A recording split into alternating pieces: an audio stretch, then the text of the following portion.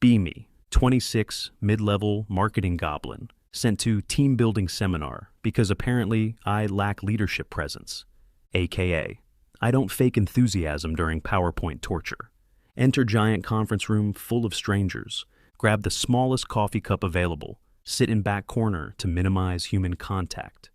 HR lady claps hands like a kindergarten teacher. Everyone partner up. Kill me. Look up. Shadow falls over me. Turn around. There she is. Tallest woman I've ever seen in my life. Like, not just tall, architectural. 6'5" at least, with long legs, confident posture, and the kind of handshake that could crack walnuts.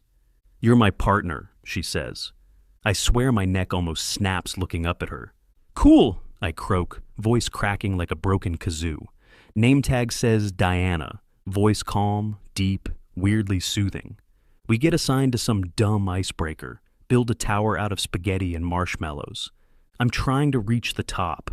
She just stretches one arm, places it effortlessly. Done in 10 seconds. HR lady calls us a great example of teamwork. She smirks. Yeah, he handled the ground operations. Whole room laughs. I die inside. During lunch break, we talk.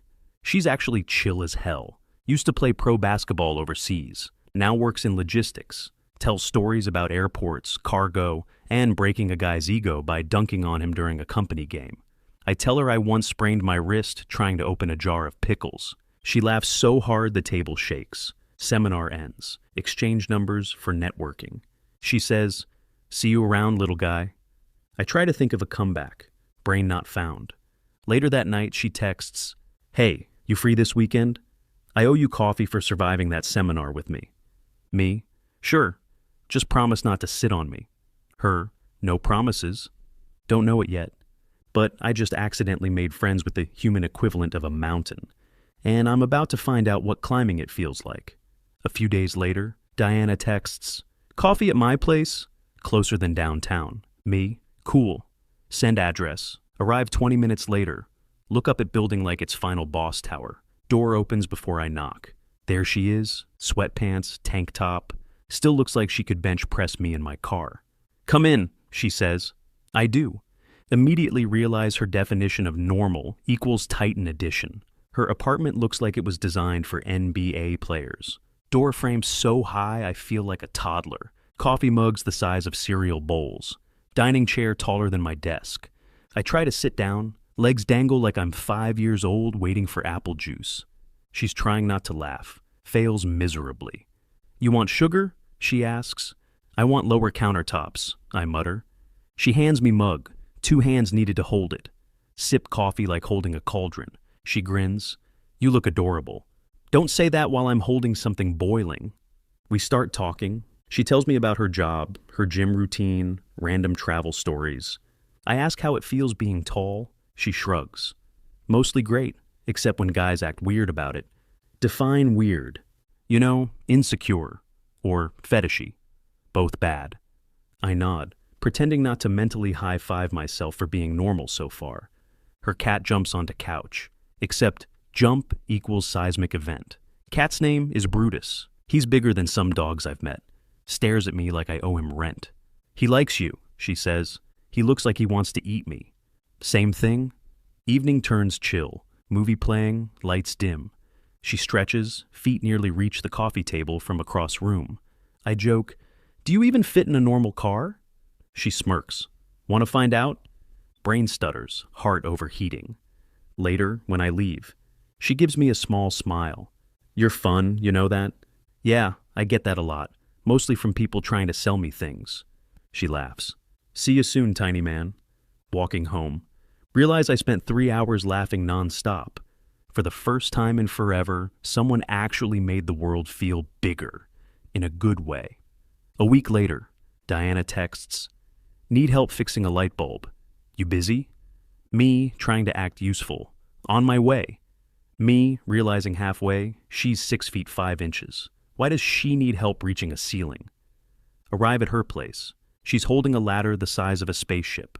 "Good, you can hold it steady," she says. Translation, I'm the human paperweight. I stand there pretending to be vital to the mission. She climbs up effortlessly. I'm staring straight at her back, thinking, gravity must hate her. You done staring? She asks without turning. No, I mean, yes. Dies inside, light fixed. She hops down and pats my head. Good job, helper monkey. One of these days, I'm charging you per insult. She grins. How much per pat?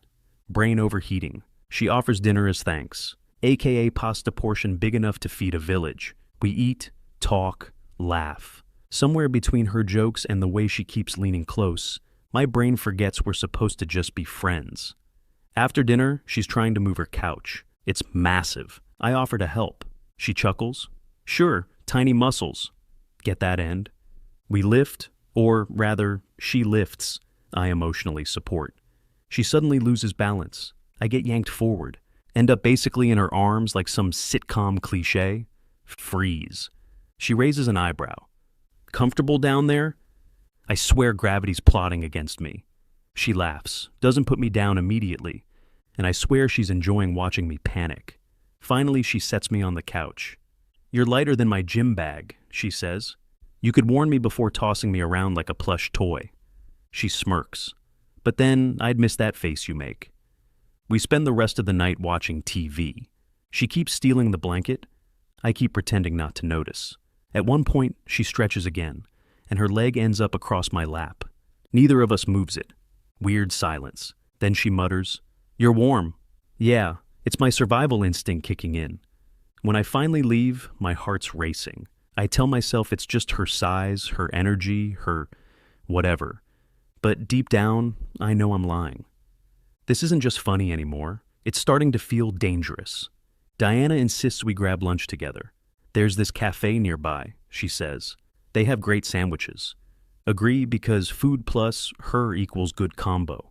We walk in, immediately realize the furniture is average height. She sits, knees almost up to her chest. I try not to laugh. She glares. Say it. No, I value my life. Order food. Waiter shows up, looks at her, then at me. Smiles politely, turns to me and says, And for you, kids' menu or regular? Diana chokes on her drink, trying not to laugh. He'll have the regular, thanks, she says, deadpan. Juice box optional, I add. We both lose it. Conversation rolls easy. We tease each other non-stop.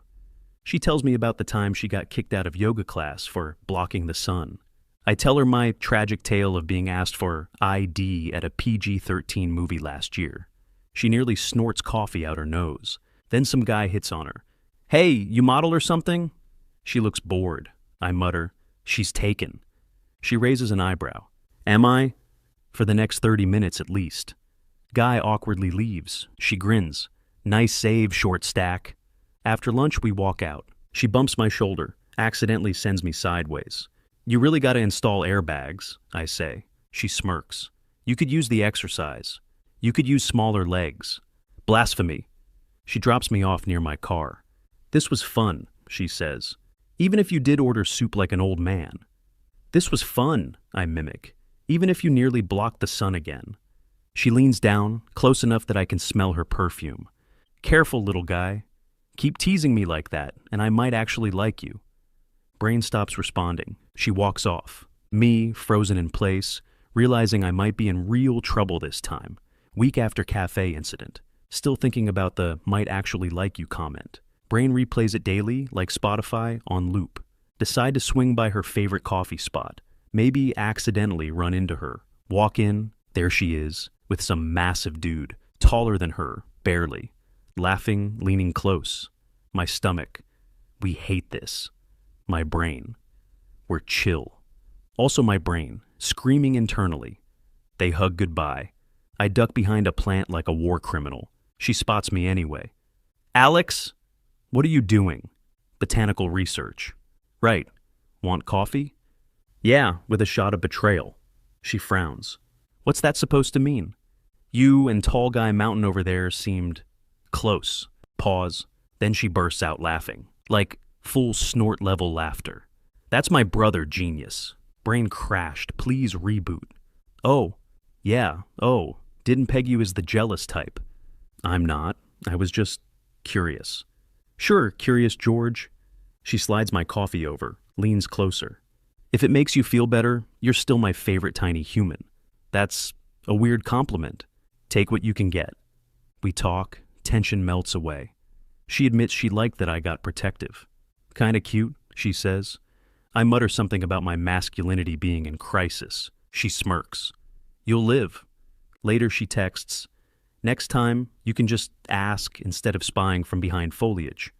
Me, no promises. Her, I'm buying you a leash. Me, make it adjustable for pride size.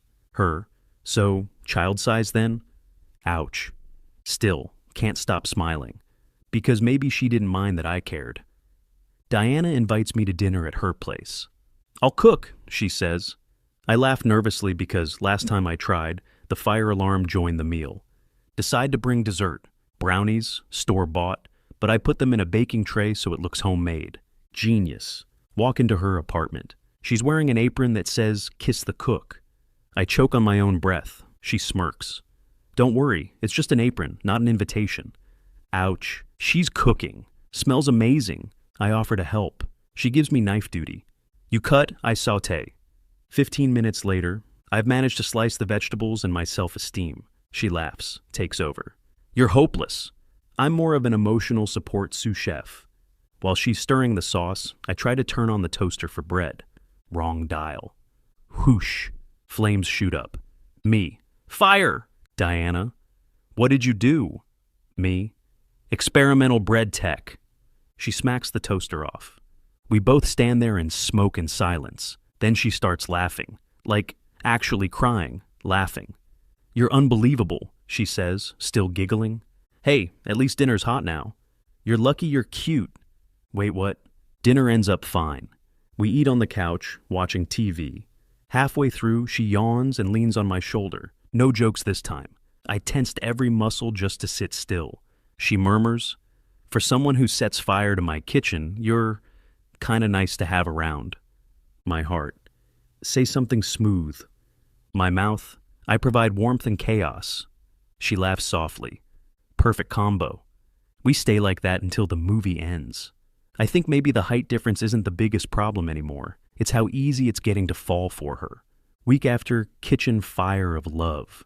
Diana keeps teasing me about it. You traumatized my toaster, she says.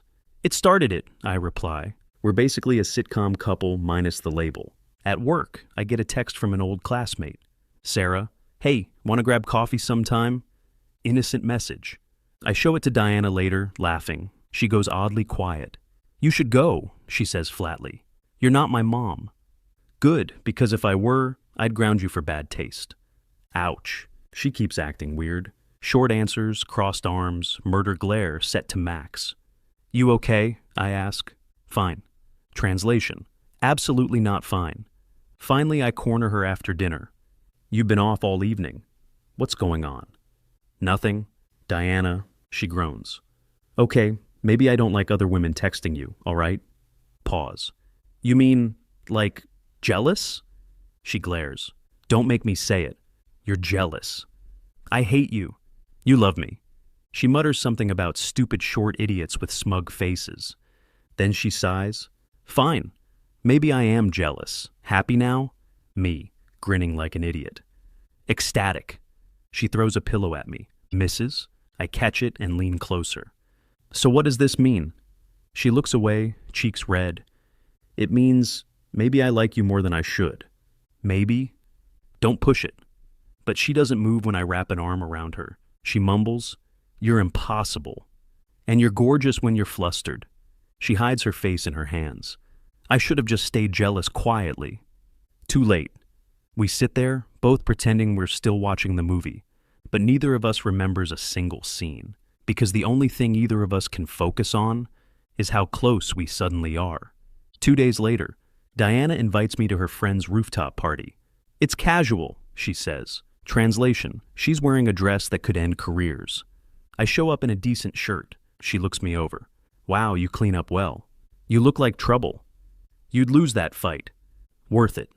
We get to the rooftop. Her friend's already giving me that look. One whispers, So this is the short king? Diana laughs. Yeah, he bites. Me, only if provoked. Partygoers, someone hands me a drink. Music's good, lights soft. We hang near the railing, talking. Her friends keep nudging her and giggling. One of them yells, "Just kiss him already!" She blushes, sips her drink. "Ignore them," she mutters. "Why?" "They're right." She freezes. "You're bold tonight. Blame the skyline. Or the alcohol." "Nah, just finally admitting it."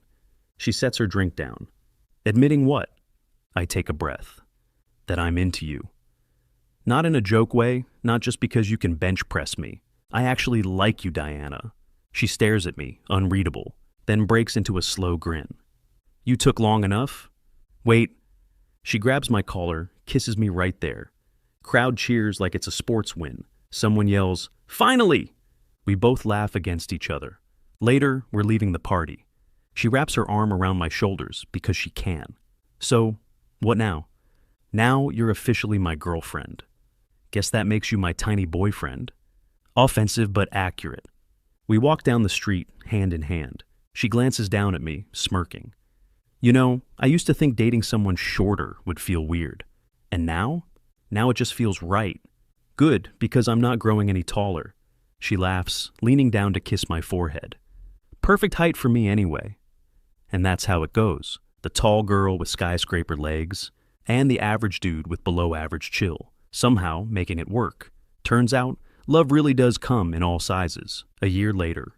Now, officially living with Diana. Her apartment equals the land of giants. Cabinets higher than my ambitions. Light switches designed by NBA players. Every morning routine, me climbing on a stool to reach coffee mugs. Her leaning against the counter smirking. "Need help, short stuff?" "No, independence is within arm's reach, literally." She casually grabs the mug for me anyway. "Hero of the day," she says.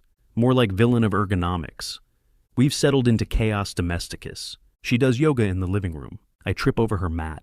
She watches horror movies unfazed. I scream at the jump scares. She claims I'm the emotional support boyfriend. Fair enough. One evening, I'm reading on the couch. She walks by wearing my hoodie, except it looks like a crop top on her. Brain temporarily shuts down. "You're staring," she says. "That's illegal use of my hoodie," I say. "Then come take it back." I did not, in fact, take it back. Later that night, we're brushing our teeth.